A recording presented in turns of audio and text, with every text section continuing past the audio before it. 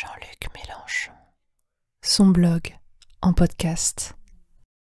20 juin 2025. Son trou dans l'eau ne s'est jamais refermé.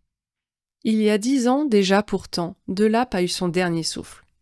Quand je suis entrée dans la chambre ce matin sale, Corbière s'y trouvait déjà et nous pleurâmes dans les bras l'un de l'autre. François Delapierre, livide, avait les yeux clos et sa respiration encombrée ne sifflait plus.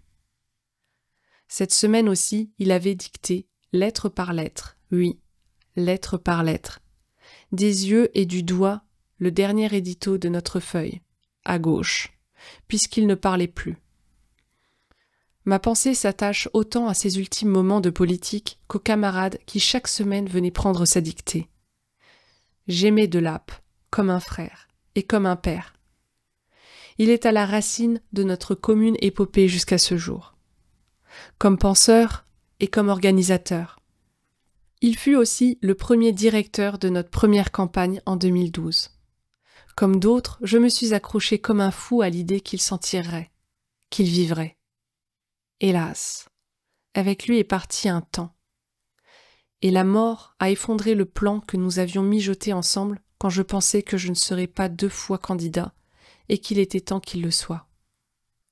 Delap était une intelligence supérieure, un être hors du commun.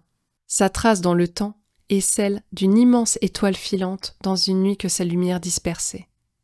Je ne dirai rien d'autre que ce que j'ai déjà dit le jour de ses funérailles au Père Lachaise et que je viens d'écouter dans une douleur intacte.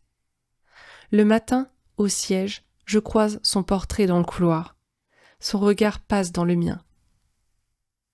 Et je sais qu'il est toujours là.